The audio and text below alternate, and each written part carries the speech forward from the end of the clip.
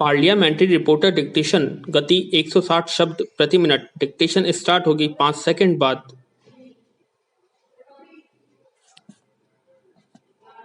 Start. सभापति जी, देश में वर्ष 1956 से बाट व माप उपकरणों की जांच राज्य सरकार करती आ रही है। वर्ष 1975 में यह कार्य राज्य सूची से समवर्ती सूची में डाल दिया गया। विराम। विधिक माप विज्ञान अधिनियम 2009 में संसद की स्थायी समिति के 2 बार स्पष्ट मना करने के बावजूद भी बाट व माप जांचने के कार्य राज्यों से लेकर प्राइवेट एजेंसियों को देने का प्रावधान रख दिया। विराम। प्रत्येक राज्य सरकार के पास राज्य में स्वतंत्र विभाग हैं। अरबों रुपए के बाट और माप जांचने के उपकरणों की प्रयोगशालाएं हैं। विराम। अरबों रुपए की आय प्राप्त होती है। कम से कम 10,000 मरम्मतकर्ता दशकों से अपने परिवार का जीवन यापन कर रहे हैं। भारत सरकार संसद की स्थायी समिति की सिफारिशों को नहीं मानकर विभाग के कर्मचारियों के प्रतिवेदनों पर भी बिना विचार किए बाट व माप उपकरणों की जांच प्राइवेट एजेंसियों से करवाने के नियम बना रही है। यदि यह कार्य प्राइवेट एजेंसियों को दिया गया तो राज्य सरकारों के अधिकारियों व कर्मचारियों को इस विभाग में समायोजन करना पड़ेगा। अरबों रुपए सरकारी प्रयोगशालाएं व्यर्थ हो जाएंगी। सरकार को राजस्व का नुकसान होगा और कई लोग बेरोजगार हो जाएंगे। मैं आपके माध्यम से यह कहना चाहता हूं कि जो स्थायी समिति की रिपोर्ट है ये प्राइवेट एजेंसियों को नहीं दी जानी चाहिए। अतः आपके माध्यम से भारत सरकार के उपभोक्ता मामले, खाद्य एवं सार्वजनिक वितरण मंत्री से मांग करता हूं कि बाट व माप की जांच करने का अधिकार प्राइवेट एजेंसियों को देने के लिए बनाए जा रहे नियमों को रोका जाए तथा राज्य सरकारों के पास ही यह अधिकार रखा जाए। मैं आपके माध्यम से यही मांग करता हूं। हमारे देश में लगभग 10 करोड़ वरिष्ठ नागरिक हैं और इनकी संख्या में लगातार बढ़ोतरी हो रही है। इन 10 करोड़ वरिष्ठ नागरिकों में 66% वरिष्ठ नागरिक गरीब हैं और 90% वरिष्ठ नागरिक सामाजिक एवं स्वास्थ्य रूप से सुरक्षित नहीं है। 35% वरिष्ठ नागरिकों पर घरों में अत्याचार किया जाता है। 17% वरिष्ठ नागरिक अकेले रहने को मजबूर हैं।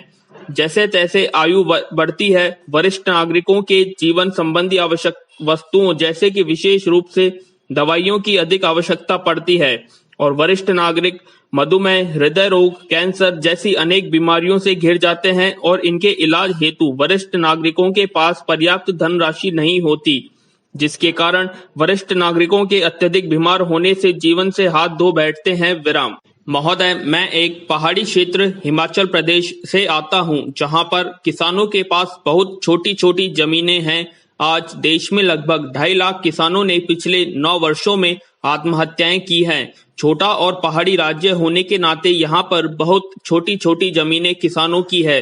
पिछले कुछ वर्षों में वहां पर बंदरों का आतंक एक बहुत गंभीर समस्या बन गई है। वहां पर अधिकतर किसानों ने खेती बाड़ी करनी छोड़ दी है। हमने कई बार केंद्र की सरकार को लिखकर दिया कि वाइल्ड लाइफ एक्ट में बदलाव लिया जाए और जो मनरेगा की स्कीम है उसके अंतर्गत भी वहां के किसानों का प्रावधान किया जाए, जिससे वे अपने खेतों की रक्षा कर सकें। विराम। केंद्र की सरकार ने एक बार भी कोई उचित कदम नहीं उठाया। आज यह हालत हो गई है कि बड़ी तादाद में बंदर एक साथ आते हैं, लोगों के ऊपर हमला करते हैं। लोगों का घरों में रहना मुश्किल हो गया है। विराम। यहाँ तक कि खेतों में खेती करनी तो बिल्कुल छोड़ दी है। यह केवल एक विषय नहीं है, ऐसे कई विषय केंद्र सरकार के पास लंबित हैं, जहां पर हिमाचल प्रदेश का गरीब किसान और आम आदमी मर रहा है, पिछड़ा रहा है। मैं आपके माध्यम से इस विषय पर वापस आकर केवल इतना कहना चाहता हूं कि अनदेखी हर विषय के साथ साथ किसानों की भी हो रही है। बंदरों की समस्या एक बहुत बड़ी समस्या बन गई है। वाइल्ड लाइफ एक्ट में बदलाव करना चाहिए और मनरेगा में प्रावधान करना चाहिए ताकि लोग खेती कर सकें तथा देश को और अनाज दे सकें। विराम। अपना जीवन बसर कर सकें। मान्यवर, मैं आपके माध्यम से केंद्र सरकार से पूछना चाहूंगा, क्या केवल छोटा राज्य होने के नाते, पहाड़ी राज्य होने के नाते हमारी अनदेखी की जाती है? चाहे रेलवे की बात हो, उसमें भी 64 वर्ष में केवल 40 किलोमीटर रेलवे लाइन बन पाई है। हमारी सड़कों के रखरखाव के लिए कोई पैसा नहीं मिल पाता है सेना में भर्ती के लिए। आप जनसंख्या के आधार पर उनको कहते हैं। इस समय बारिश का मौसम है। यहाँ बैठे हुए सभी माननीय संसदगण जानते हैं कि जब वे अपने संसदीय क्षेत्रों में सड़क रास्ते से जाते हैं तो सभी सड़कों पर बड़ी भारी संख्या में पशु सड़कों पर बैठे मिल जाते हैं। परिणाम होता है कि जब वाहन तेजी से चलते हैं तो वाहन चालकों की दुर्घटना में मृत्यु हो जाती है। विराम। सभापति महोदय, मैं बहुत ही महत्वपूर्ण मुद्दे पर बोलना चाहता हूं कि एक नाइक जाति है। वह जाति बहुत ही गरीब है। यदि उसके घर पर आप जाते हैं तो उसकी गरीबी देखकर आपकी आंखों में आंसू आएंगे। भील जाति और नाइक जाति दोनों एक ही धनु जाति है। धनु परिवार में शादी भीलों में होती है और नाइकों में होती है। उस जाति को भील में शामिल नहीं किया गया है, जिससे उसको फायदा नहीं मिल रहा है। कभी कभी तो हमारे यहाँ जिला परिषद और पंचायत समिति के सदस्यों के टिकट के लिए ढूंढना पड़ता है। इसलिए भील जाति में नाइक जाति को शामिल करने के लिए मैं आपसे पुरजोर मांग करता हूँ। भील जाति जो है उसे नाइक का उपनाम दिया हुआ है। नाइक और भील में कोई फर्क नहीं है, ये दोनों एक ही जाति है।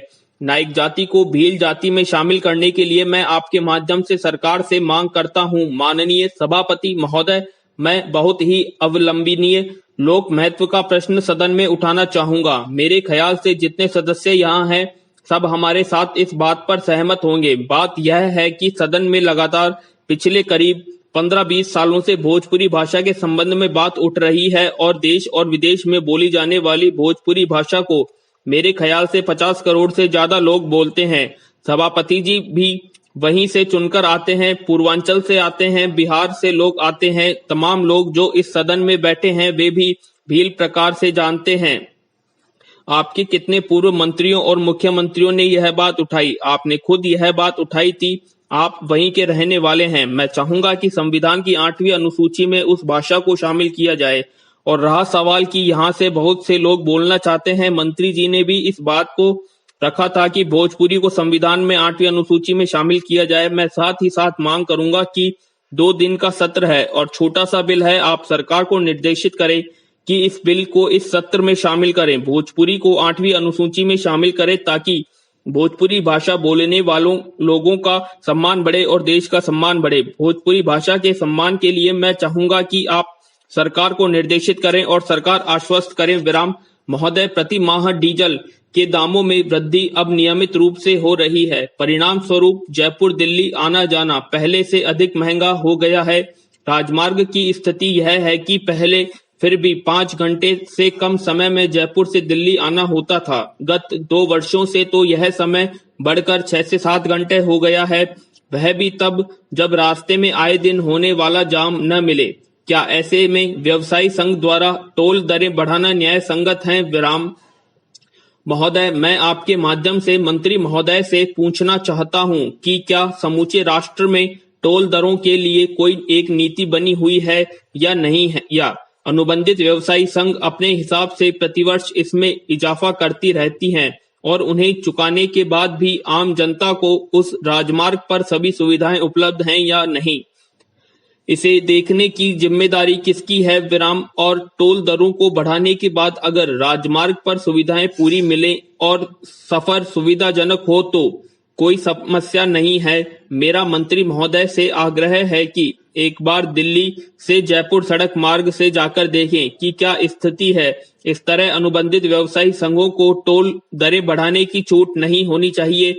इसके लिए कोई एक समान नीति नहीं होनी चाहिए। विराम। अधिष्ठाता महोदय, मैं आपके माध्यम से इस प्रणाली को, क्योंकि इस देश में 80% लोग गांवों में बसते हैं और गांवों में नुमाइंदगी करने के लिए ग्राम प्रधान चुना जाता है। विराम। उस प्रधान के ऊपर जो जवाबदेही और जिम्मेदारी है वह गांव के विकास के लिए, चाहे आज केंद्र की जितनी भी योजनाएं हो, चाहे विकास की योजनाएं हो, उन योजनाओं की प्राथमिकता को केवल रेखांकित करने का काम नहीं करता है, बल्कि उन योजनाओं को क्रियान्वित करने का और वास्तविकता के धरातल पर उतरने का काम भी प्रधान करता है। विडंबना यह है कि प्रधान को कोई अधिकार नहीं, प्रधान को कोई मानदेय नहीं। मंत्री जी, उत्तर प्रदेश में प्रधानों ने अपने मानदेय या वेतन के लिए पिछले दिनों विधानसभा के सामने प्रदर्शन भी किया था, लाठीचार्ज भी हुआ था। यदि देश की सबसे बुनियादी इकाई अगर गांव प्रधान है और क्षेत्र पंचायत सदस्य क्षेत्र पंचायत पूरी एक न्याय पंचायत का व्यक्ति चुना जाता है, उस क्षेत्र पंचायत द्वारा कोई विकास के प्रस्ताव में सहभागिता नहीं होती है, न उसका कोई उत्तरदायित्व होता है और न उसे चुनने के बाद लगता है कि उसकी भूमिका क्या होगी। विराम।